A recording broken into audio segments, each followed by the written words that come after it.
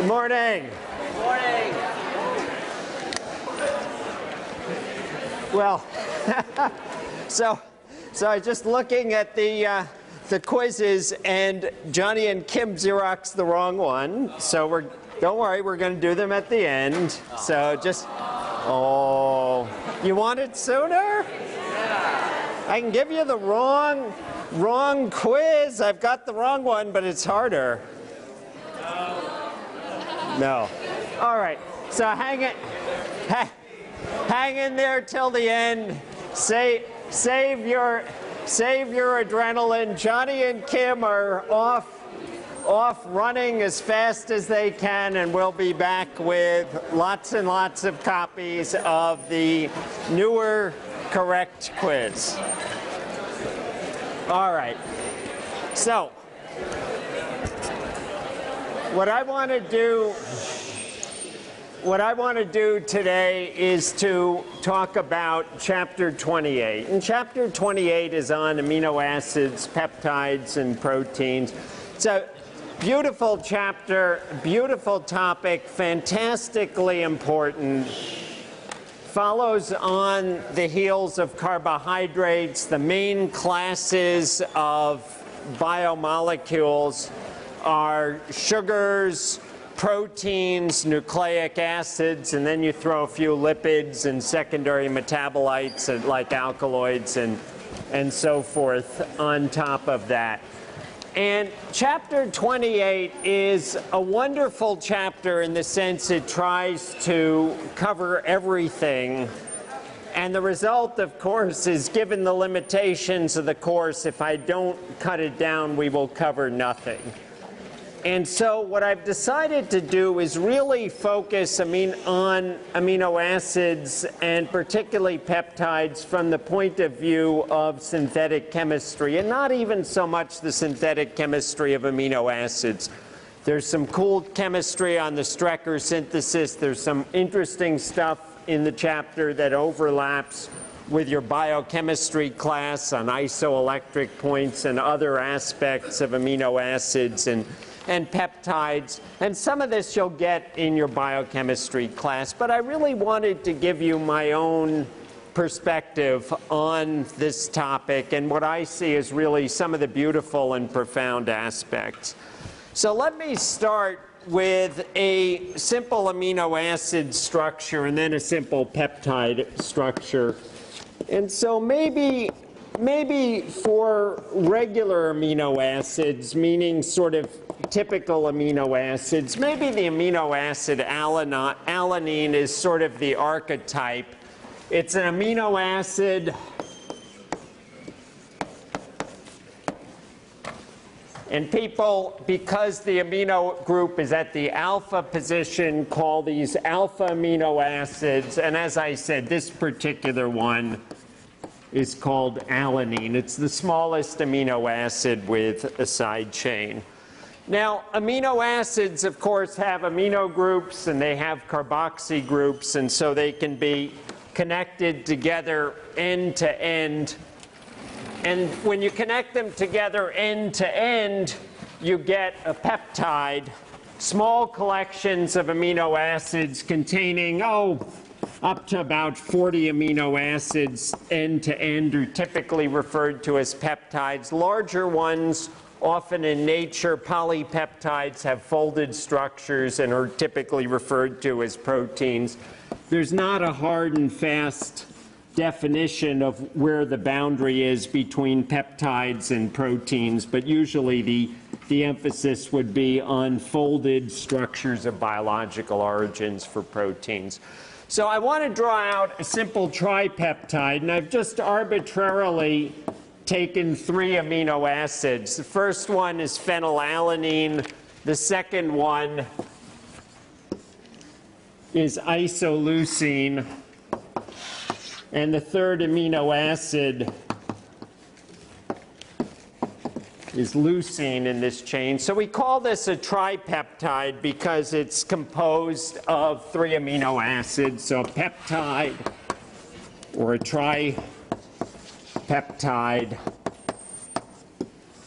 And the particular name of this tripeptide, if you want to get technical, would be phenylalanine isoleucine, PHENYLALANYL isoleucine, all one word. Not super important how you name polypeptides. Polypeptides have attracted the attention of chemists, organic chemists, for so long because these are the molecules of life. And because organic chemistry really is the science of life and its molecules. And some of them are remarkably powerful. So for example, the polypeptide oxytocin was first elucidated, the structure was first elucidated, and then in a tour de force effort, it was synthesized by Vincent de Vigneaud in 1953, and he immediately, time scale of Nobel Prizes, immediately won the Nobel Prize for it by 1955. So it's a nonapeptide. That means 9 amino acids. And it contains a disulfide bond.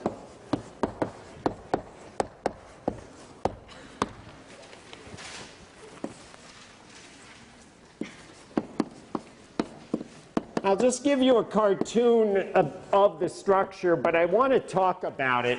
So I'm not going to even draw out all the 9 amino acids in it. The N-terminal amino acid, the back end, so this is called the N-terminus.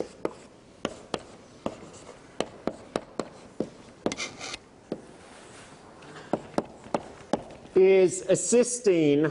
Cysteine is like alanine, but with a sulfur instead of a CH3 group. And then you run through another 4 amino acids. And then the molecule snakes back on itself.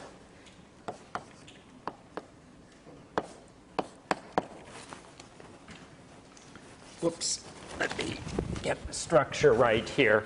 And again, I'm sort of giving an abbreviated cartoon of the molecule. We have another cysteine, so another CH2S, and the sulfurs can link together to give disulfide. Sulfur linkages, if your hair gets frizzy, or if you uncurl your hair with a curling iron or with straightening solution, and then it locks back in with curls in it. It's sulfur linkages in your hair that actually lock in that structure, because of course hair is protein. All right, and then we continue through another 3 amino acids, and I'm not going to again draw it, I'll just say 3 AAs to the C terminus of the structure, and it happens to have an amide group here. And so I'll just write over here C terminus. So this peptide, in addition to having this fantastic historic importance of being this sort of milestone in synthetic chemistry and a real mark of achievement of what organic chemists can do, also has remarkable biological properties. This peptide is produced by your pituitary gland. It's involved in uterine contractions, in pregnancy and in birth. It's involved in lactation. But incredibly, this is also involved in emotions and pair bonding. In other words, love.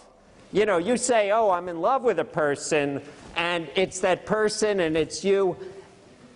In the end, it's chemicals in your brain. I mean, this is really scary.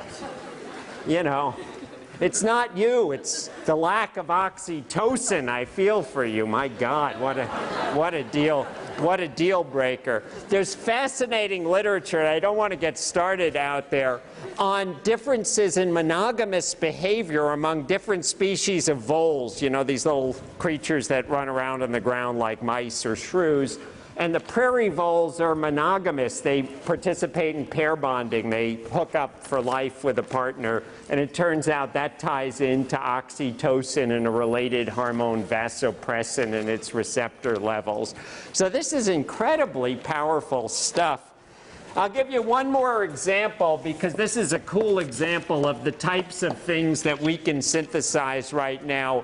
So the virus HIV, of course, horrible, horrible stuff, the AIDS virus. And one of the enzymes that's essential for its life cycle is called HIV-1 protease. And it's a 99 amino acid polypeptide protein. It cuts the other proteins that are needed for the life cycle of the AIDS virus. It's what these powerful drugs against AIDS, the HIV protease inhibitors, work against. They're molecules that fit into this enzyme and gum it up so it can't cut the proteins that need to. And this protein has been synthesized. It's a dimer, by the way, meaning two halves come together non-covalently. But this protein has been synthesized chemically in the laboratory. And what's really cool, okay, so you'd say, well, great, nature can make this thing too. What's really cool is chemists can make the mirror image of the protein and have used that to discover drugs, which is really, really cool, where you can go ahead and then use biological techniques to get a peptide that interacts with the mirror image, and then you make the mirror image of the peptide that interacts, and you've got something that's biologically is functional but doesn't break down. Anyway, incredibly cool stuff. I'm just going to give you a little bit of flavor of things.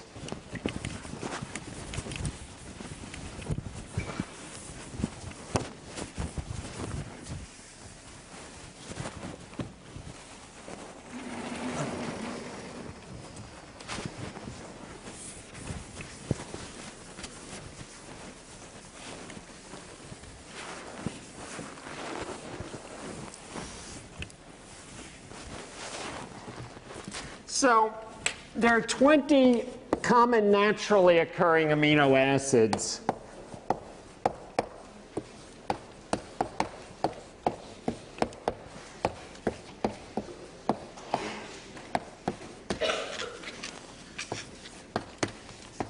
People often refer to these as 20 natural amino acids. Natural is a little bit of a fake word here because you can find others in nature, but there are 20 that are regularly coded for in the proteins in your body. I'll leave it to your classes in biology to insist that you memorize all of them or memorize the three-letter codes, just like we did with the sugars, where I focused on a few sugars. I'd rather you know a few of them. I'll put up more than I think you should know, but I want to show you some principles here and show you some of the variations. So a lot of the amino acids have non-polar side chains. So for example, we already saw alanine with a methyl group, and that's kind of the archetype for amino acids, is to have a side chain. If you have an alkyl group as the side chain, you describe it as a nonpolar amino acid, right? You've got a greasy side chain. Grease and hydrophobic interactions, the desire to get away from water, are a big factor in protein folding. So typically you have more of these hydrophobic amino acids on the inside of proteins.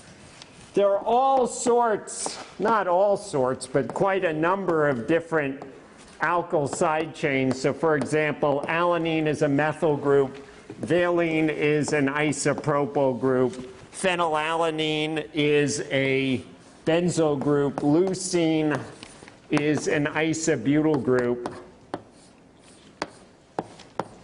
I'll just draw out a few of these, leucine.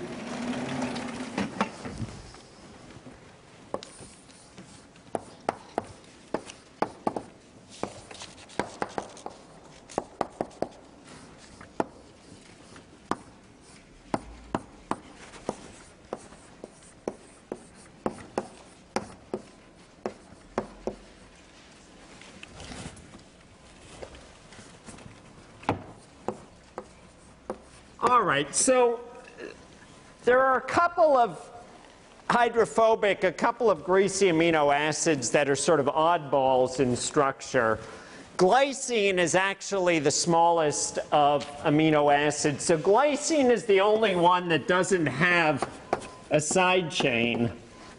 So all of the other amino acids have a side chain. They all have the same direction of the side chain. Cysteine, because of the Kahn-Ingold-Prelog rules, they're all, by the way, S stereochemistry, so I'll write S here, with one exception. The amino acid cysteine, because of the higher Kahn-Ingold-Prelog priority of sulfur, ends up being R, even though the chain points in the same direction, but that's kind of a technicality. Okay, so this is glycine. So glycine, of course, is achiral. We don't have a stereogenic center at the alpha position. The other sort of oddball among the nonpolar amino acids is the amino acid proline. Technically, proline gets called an amino acid, but that's not particularly important. What is important is that the amino group in proline is a secondary amine rather than a primary amine. This gives rise to some interesting structural features in proteins. Proline in particular has a tendency to turn back on itself, for example, because you can get cis and trans conformations about the amide group that it forms. All right, so that's kind of a selection of some of the hydrophobic amino acids. I want to show you some of the polar and charged amino acids.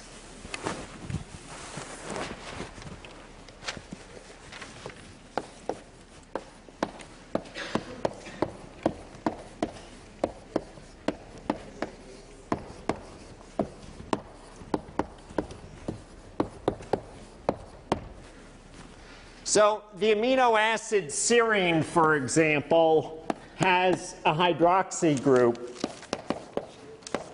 One of the reasons that we're doing this right now and why you're writing these out is that unless you go ahead and really see things, unless you actually write and think about them, all of this just ends up structures in black and white. So serine, if you can't read my writing, S-E-R-I-N-E, is just like alanine, but it has an alcohol group. It has a hydroxy group off of the methyl position. There's threonine as well, which has an extra methyl on there, but I won't write it out for you. So I talked about cross-links from sulfur, and they're one of the important things in protein structure. So the amino acid cysteine is just like serine, but it has a thiol group. It has a sulfhydryl group. And thiol groups oxidize very well. They oxidize very easily and form disulfide cross-links. And so this ends up, as I mentioned before, with hair and so forth, giving structure to proteins.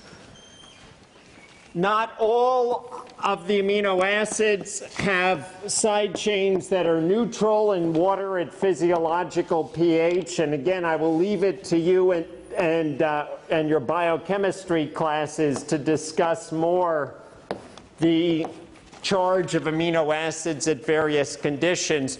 But this amino acid is glutamic acid. You may have heard of it in terms of monosodium glutamate, MSG, in your food in Chinese restaurants. It's the salt of it, gives a meaty flavor to things.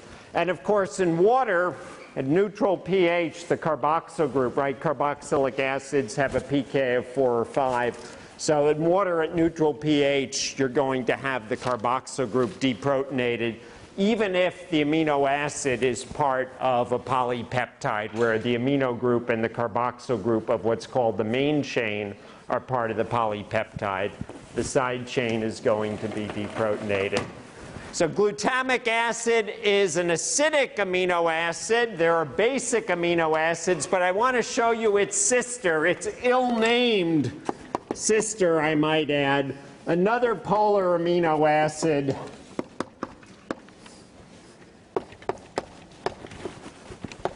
So we have a primary amide group here. This is called glutamine. Glutamine is just like glutamic acid, but with an NH2 group instead of a carboxyl group, with an amide group. Now, to me, that doesn't make any sense. Glutamine isn't an amine. An amide group isn't an amino group. It's not basic. It doesn't behave like an amino group, but that's its name, and you call it that. There are amino acids with real amine groups here, lysine being one of them.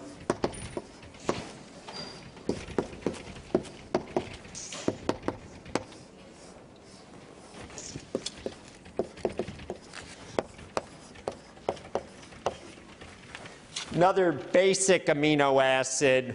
And I'll give you one last amino acid. As I said, I'd say this is more than I would expect you to know unless you're a practitioner of the art. But you've seen now examples of all of these functional groups here. And so I think this is a really, really nice introduction to amino acid structure in polypeptides. So lysine, of course, at physiological pH, remember your pKa's, side chain of lysine, it's an amine, pK is going to be about 10 or 11, so it'll be protonated at physiological pH. Arginine is the last one I'll show you. Also has a basic side chain. It's got a guanidine group. Arginine is even, A-R-G-I-N-I-N-E. Arginine, the side chain's even more basic than an amino group, and so it's going to really be protonated at physiological pH, at just about any pH you can imagine. All right, now,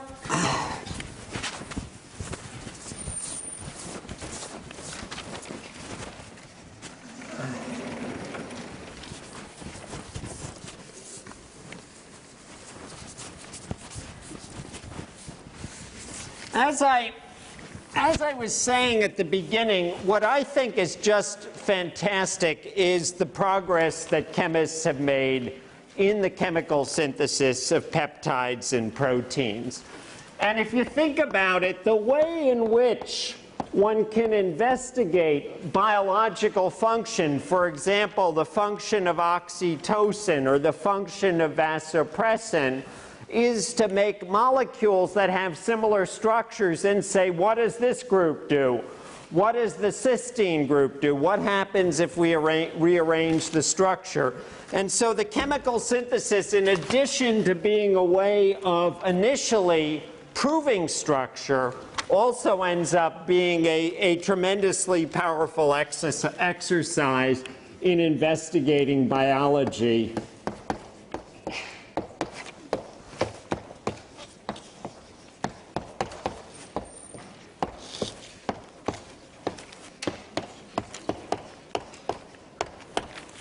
Now, the conundrum, if you look, let's take a simple dipeptide.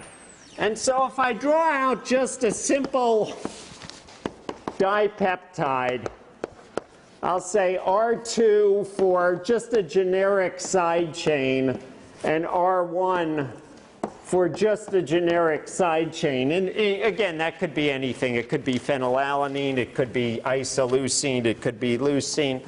So if we look at this basic structure, you say, okay, well, it's pretty obvious that the main bond in a polypeptide is an amide bond. You can say, okay, it makes sense if we were to think about how to make this molecule.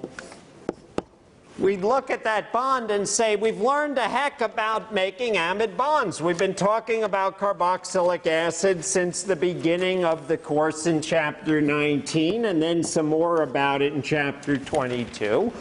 We'd look and say, from a strategic point of view, this is really simple. You go and say, all right, we just have to envision making that amide bond. And you know in the abstract, in the view at 20,000 feet, that we can make an amide bond by the reaction of a carboxylic acid and an amine.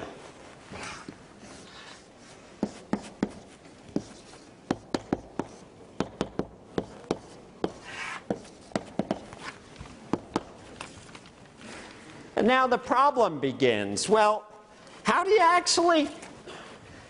do this? We've learned lots of chemical reactions. We've learned that under the right conditions, if you go ahead and mix a carboxylic acid and an amine, maybe with a coupling agent, you learned about DCC, for example, you say, we've learned ways of making amide bonds. So you look at this and you say, yeah, okay, maybe somehow we could envision putting this together.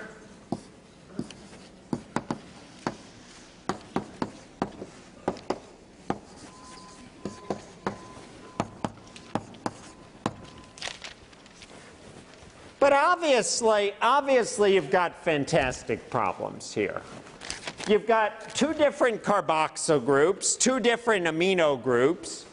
Even if I threw together one amino acid and the other amino acid with something to make the carboxyl group react with the amino group, you've got a molecule could react with itself. You could get a molecule with two R1s in it, or two R2s in it, or an R2 at the end, at the C terminus, and an R1 at the N terminus.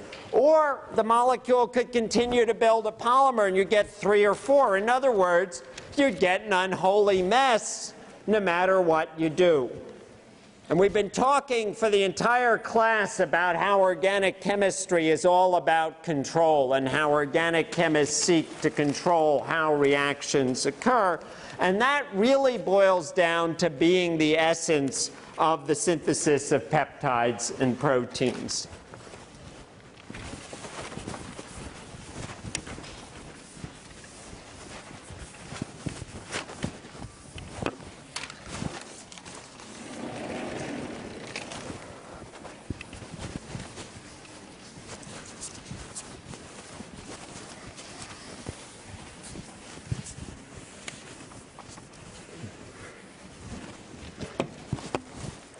So imagine for a moment, I'll show you the answer and then we can talk about sort of the whys and so forth.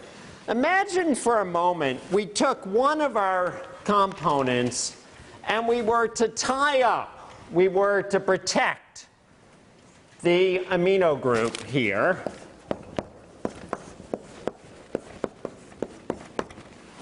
We've already learned about the concept of protecting groups. You've learned, for example, when you have an alcohol that you don't want to react as an alcohol, you can mask it. You can protect it as a TBDMS ether, a tert-butyl dimethyl ether group. And you've learned that carboxylic acids don't react like carboxylic acids when they're part of an ester group. So you could envision protecting the carboxyl group as well. And so by being able to selectively protect, to tie up the amino acids, you can achieve this element of control.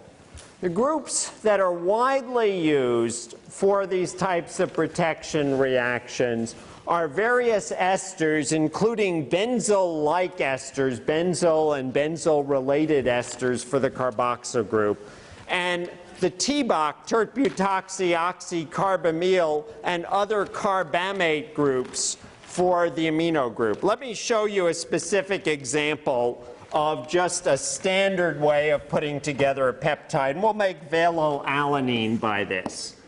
So imagine for a moment now that we put on valine.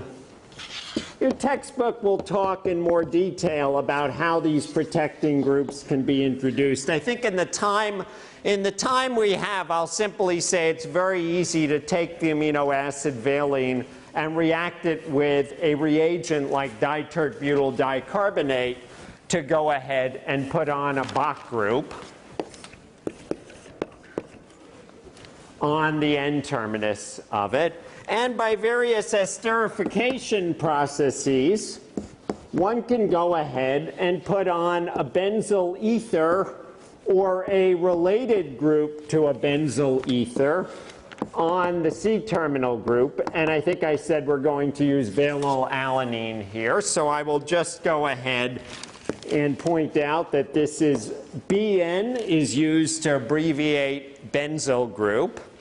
And we've learned about reagents that can react with a carboxyl group and render it more reactive. So for example, the reagent DCC, I'll show you it in just 1 second, can go ahead and can activate this carboxyl group and then allow it to react with this amino group.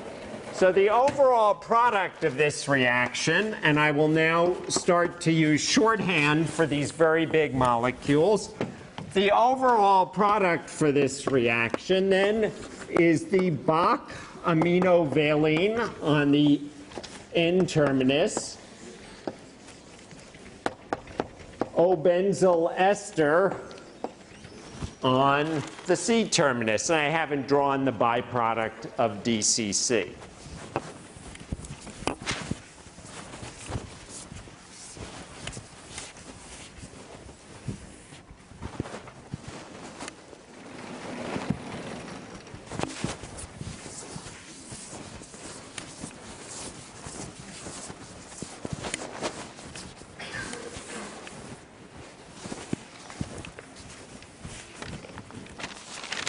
All right, so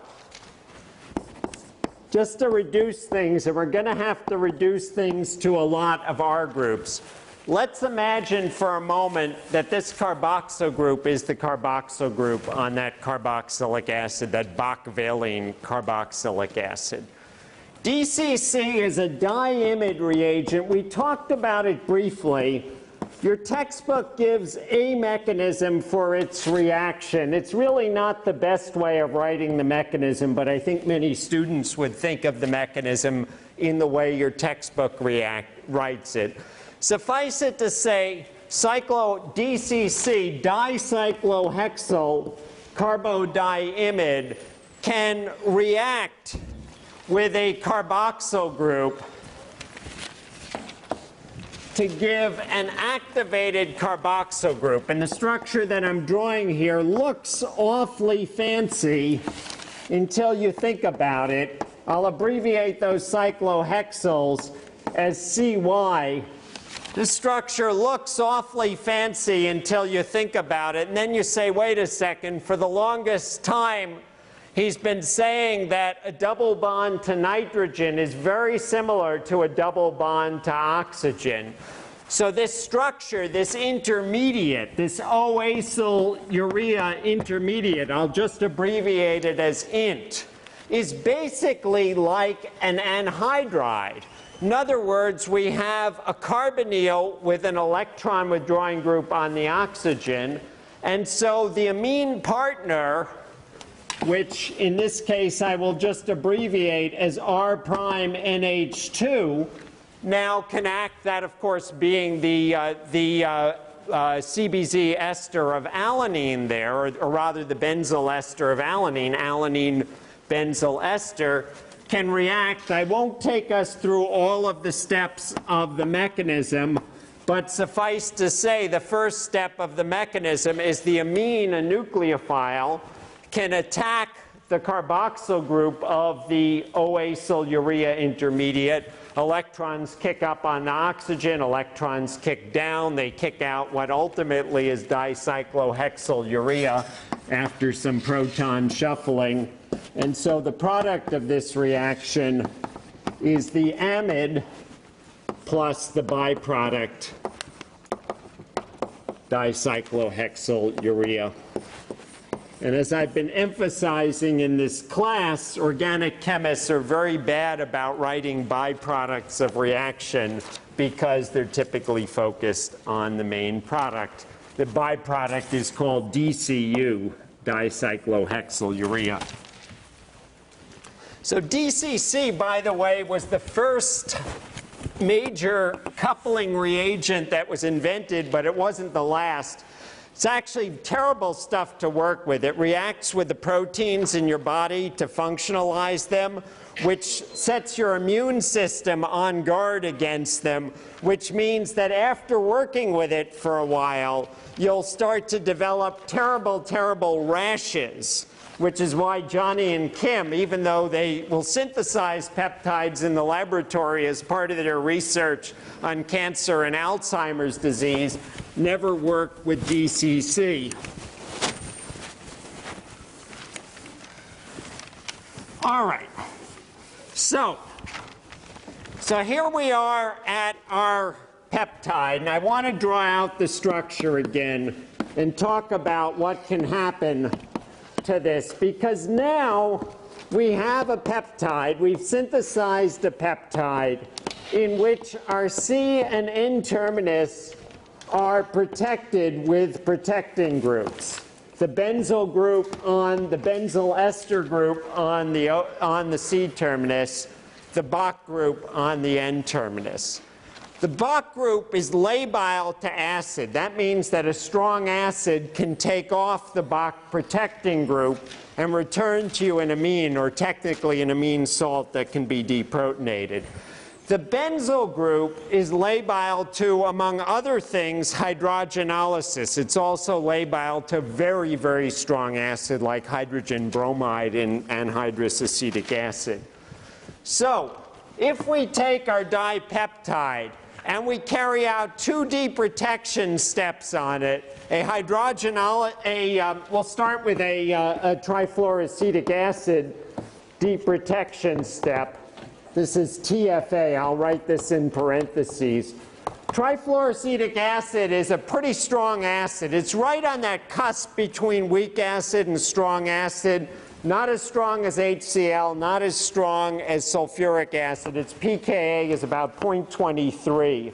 So it's way, way stronger than a regular carboxylic acid due to the inductive effect of the trifluoromethyl group. And then if we carry out a hydrogenation with palladium on carbon, we can remove both of the protecting groups.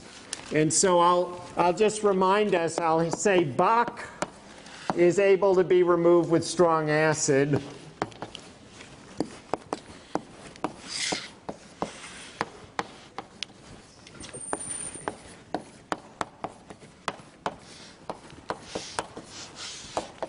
E.g., for example, TFA. And the benzyl group is able to be removed by hydrogenolysis or very strong acid.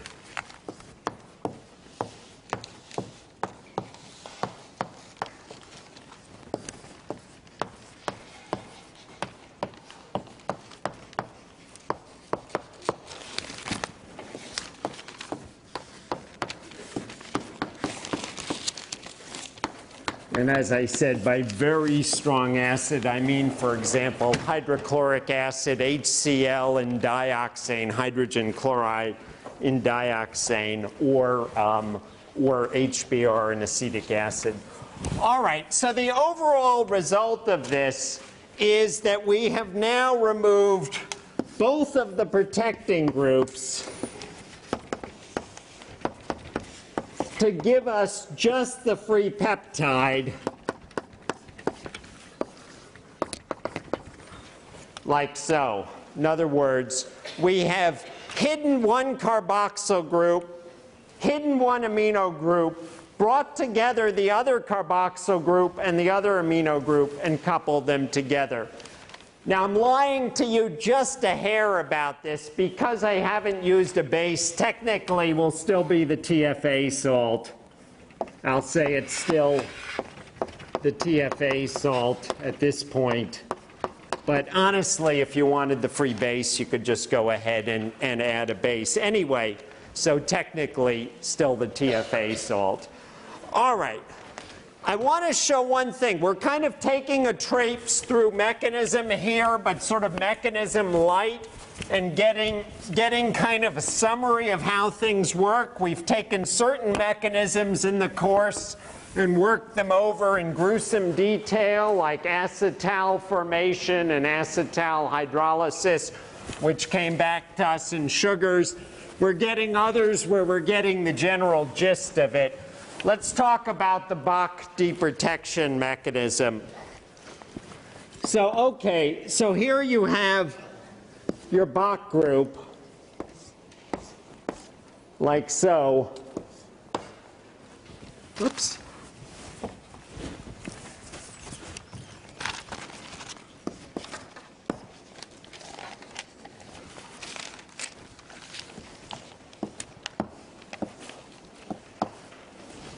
Now, in strong acid like TFA,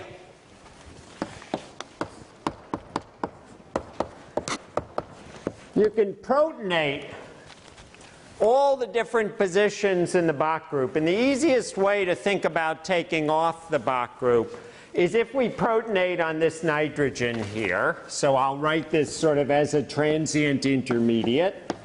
If we protonate on this nitrogen here,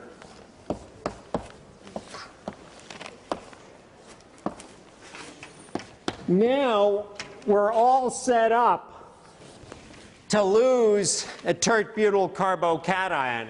And so if we just go ahead and kick out electrons, we're going to fragment this molecule into carbon dioxide. Carbon dioxide is very stable. And tert-butyl carbocation and an amine, like so.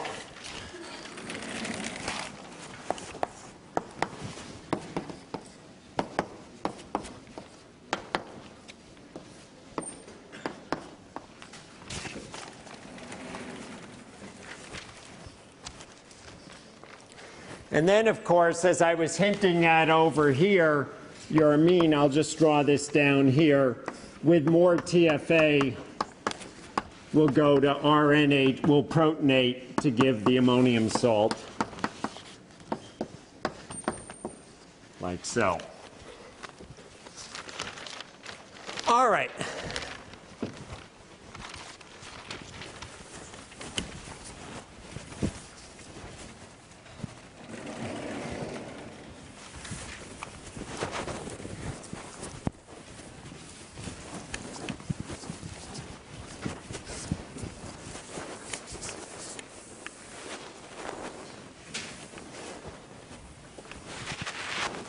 So I want to point out a couple of amino acids that are special.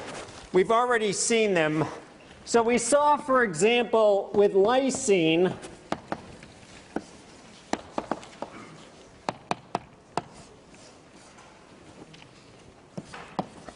you have an extra amino group. And we saw with glutamic acid that you have an extra carboxyl group.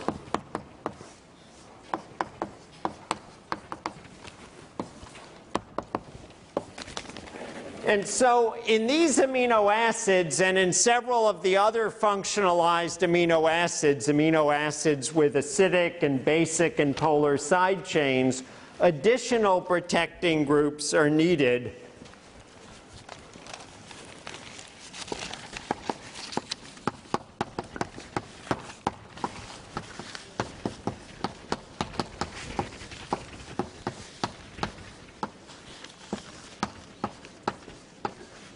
And suffice it to say, there's chemistry to put on these protecting groups. And I want to stop at this point talking about the details of protecting groups and come on a little bit more to the theory of what we do.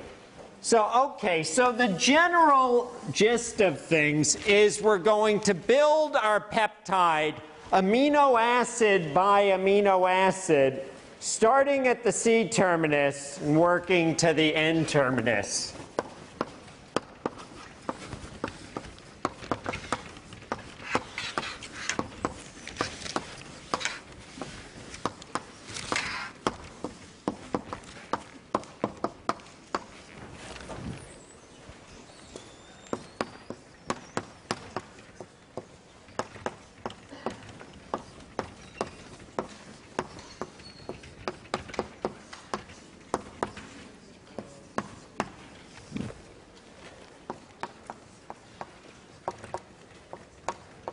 In other words, you could imagine with the valine that we made, if we had, for example, only taken off the Bach protecting group off of the amino terminus, we could then go ahead and couple in another amino acid, say phenylalanine, another amino acid, say phenylalanine, to make a tripeptide. We would introduce that phenylalanine by having a Bach group on the amino terminus, on the amino group, and a free carboxyl group, and again carrying out a DCC coupling reaction. And so this is the type of technology that allowed Vincent de Vigneaud to build up, to synthesize the nonapeptide oxytocin back in the 1950s and ultimately really create the beginning of a revolution. Now, another huge advance came along with an idea that Bruce Merrifield introduced in the 1960s. And his colleagues thought he was crazy for this, but he won the Nobel Prize in 1984 for what he did. And his idea was to go ahead and connect the polypeptide to a solid support. In other words, to make the C-terminus of the polypeptide, instead of just a protecting group, a big plastic bead. And so let me show you the gist of modern solid phase peptide synthesis, and then we can run through a few of the details.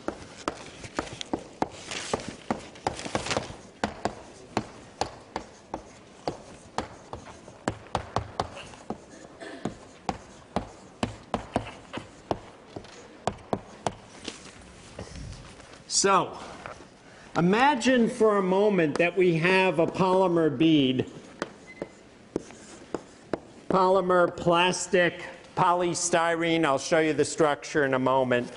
And it's not exactly what Merrifield initially used, but imagine for a moment that the polymer is basically a big benzyl alcohol and that you have an OH group on there.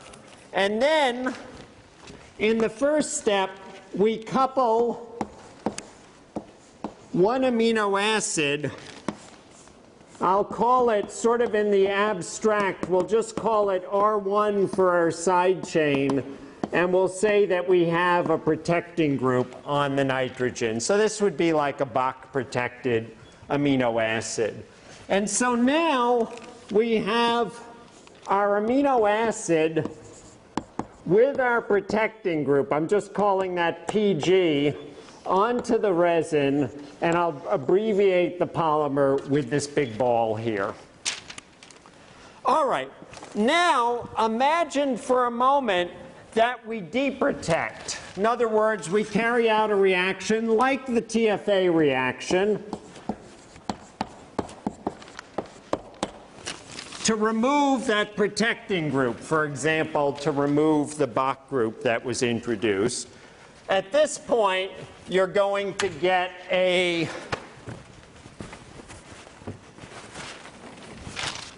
you're going to have the amino group here, the free amino group, connected to the first amino acid, connected to the resin, which I'm abbreviating as a circle.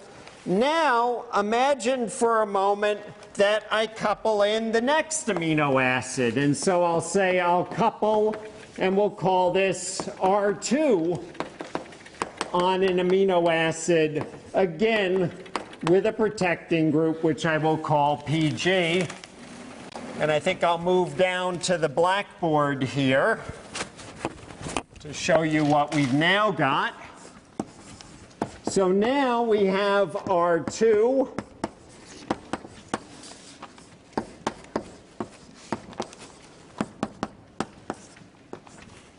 connected, and now we have our protecting group. And imagine for a moment that we again deprotect. And now I'm going to shorten things and write deprotect as step 1. and couple.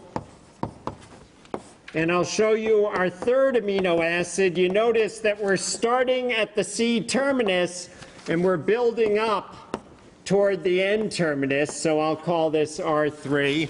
And our structure's getting so big that I now have to go to the other blackboard.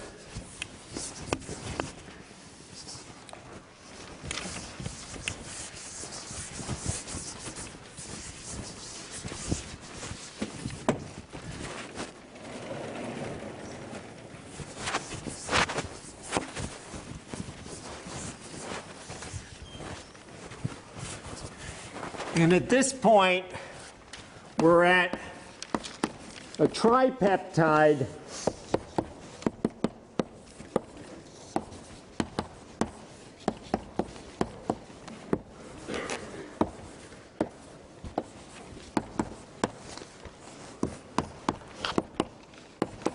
now attached, and I've gone from the N terminus to the C terminus here with our third residue, our second residue, and our first residue. And finally, imagine if in the abstract we cleave from the resin and we deprotect. I'll say cleave and deprotect because they're sometimes done at the same time.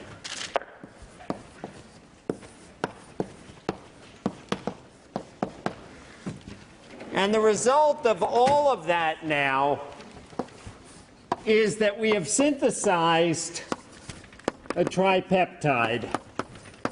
And the operation is so simple once you work out the chemistry that it can be done on a machine, repeating these operations one after another, to build up polypeptides and even very small proteins purely through chemical synthesis. And this was what got Merrifield the Nobel Prize. It was this recognition that you could do this and the achievement of doing it. And so while the work of synthesizing an oxytocin, a nonapeptide, was a fantastic tour de force, this opened the job to make things trivial to make molecules of that size. And one of the beauties of this is you really need your chemistry to work cleanly. And so you can use a huge excess of reagents, 4 equivalents of each amino acid, to drive the chemistry. Question? Why is this synthesized from C to N? Ah, great question. Why are we going from C to N? And that question is particularly profound when it is counterintuitive, when on the ribosome you synthesize it, or the ribosome synthesizes the protein from N to C. It turns out that there are reactions that occur. If I try to activate, let's even assume I had this protecting group, and I tried to activate this carboxyl group with DCC. There are reactions that occur that will epimerize this stereocenter in chemical environments with vigorous activating agents like DCC, so you will get a mixture of diastereomers. So in general, like all the time, with certain very special exceptions, including something called native chemical ligation, that may give rise to the next Nobel Prize in this area, with certain exceptions, with virtually no exceptions, I should say, we always go from C to N, the opposite of the way of the ribosome. All right, I want to show you a couple of last bits of the genius that was involved in all of this chemistry. So one of the pieces of genius is really very simple. It's the polystyrene. So polystyrene is a polymer in which you have a zigzag chain of polyethylene with benzene rings attached, like so. You make it by polymerizing the alkene styrene.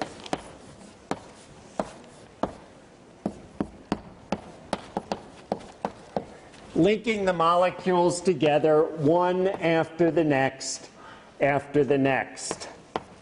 Now, styrene is styrofoam. If you've ever taken styrofoam peanuts and put them in any organic solvent like acetone, they form a big goop. If you do this with a styrofoam cup that you bring into lab and you put a little acetone in there, it just melts. It just dissolves technically.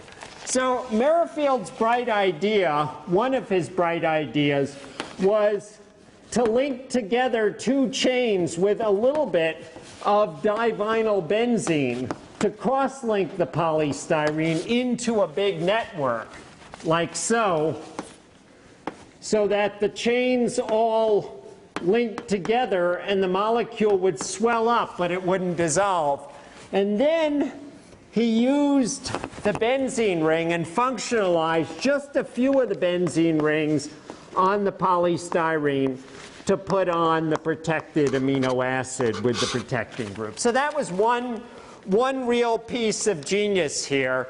And so the chemistry that I've sort of been outlining here really can be thought of as, I'll write this as Bach, let's say for the one that we, or one that we could synthesize, Bach O polystyrene, and then we can follow with a series of deprotection and coupling steps where we use TFA, trifluoroacetic acid, to deprotect the amino group. And remember I said, well, your amino group technically is still protonated. So you can add a base like diisopropyl ethylamine or triethylamine to deprotonate, IPR2NET, to deprotonate the amino group that's now liberated. And 3 will couple in the next amino acid. And so I'll say Bach Phi. Phi is the abbreviation for phenylalanine, so I'll say Bach Phi OH and DCC. And now we can get Bach Val, Bach Phi Val,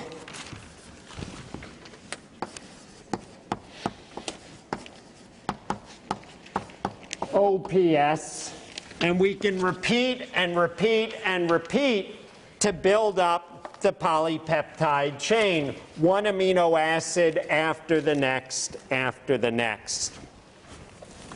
So I will, I think leave you with, well, let me go ahead and I'll just say repeat.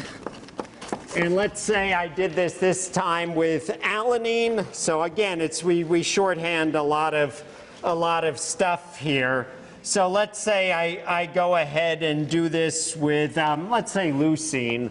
So repeat, and now we go Bach, Lu, Phi, Val, OPS. And now, if you imagine we use a very, very strong acid,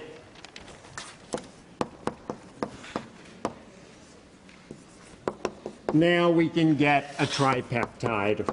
And if we had continued on the resin, we could have gone up to a tetrapeptide. All right, the final innovation that I want to show you, and this is, realize this is standing on the shoulders of giants for many years who've made this chemistry possible to a point where it is now routinely possible to make peptides and small proteins. So one of the last innovations was Merrifield's initial chemistry was kind of nasty. And by nasty, I mean that last step of deprotecting, of getting, rather cleaving from the resin, getting the amino acid off of the resin, getting the polypeptide, I should say, off of the resin, required super, super strong acid. HBr, hydrogen bromide, and acetic acid is one of the reagents used, just nasty stuff. Anhydrous hydrofluoric acid, anhydrous HF, eats through glass, burns through skin, burns to your bone, does horrible, horrible stuff. And so the last innovation that I'll introduce was a base labile protecting group, the FMOC group, And the FMOC group is a big, big, big aromatic unit. It stands for, it's in the same family as the Bach group.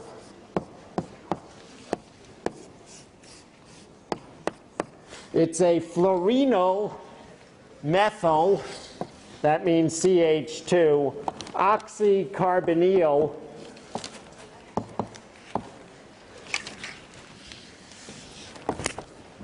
and the FMOC group is cleaved with a base such as piperidine.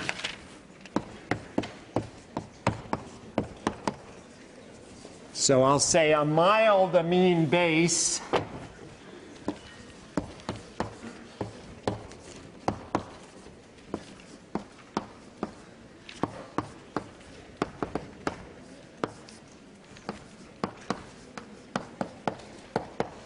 And so the FMOC group, if you treat it with piperidine, whoops.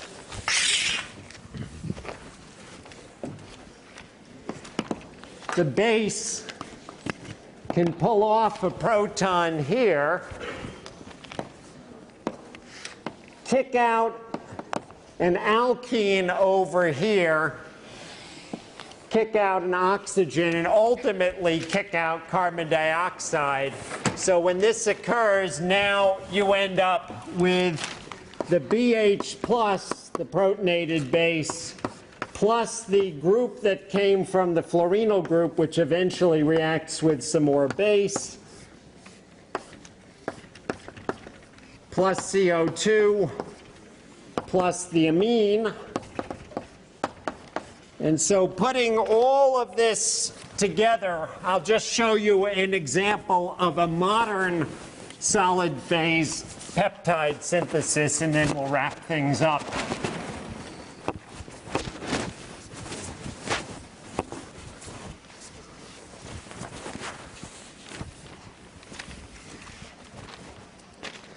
So in a modern peptide synthesis, what's done is the polystyrene is linked to a much more acid labile linker. And this might be a good final exam question to go ahead and explain why this linker here is much more labile to acid. And now you have your first amino acid. Oops, that's a wedge here.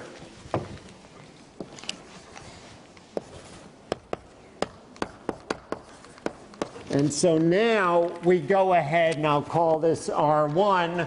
And so we go ahead and we deprotect with piperidine. I'll just abbreviate that as PIP. And then we couple. And as I said, typically nowadays people don't use DCC, but I will write DCC. So here's our FMOC protected second amino acid, R2.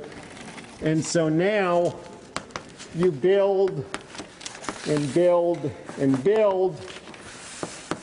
And this linker here is called a Wang linker. And so I will write O Wang PS.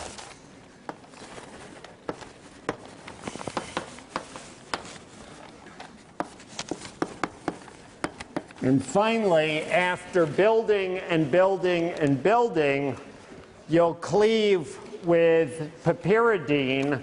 And so I'll just say repeat, repeat, repeat.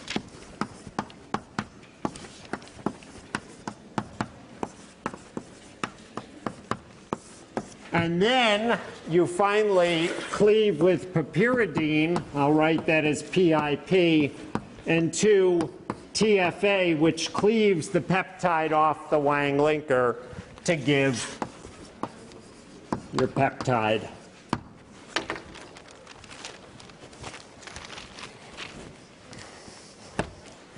All right, well, on that note, we're going to take a moment to pass around the quizzes. So take 1 minute to finish up writing, and then you can put away your notebook.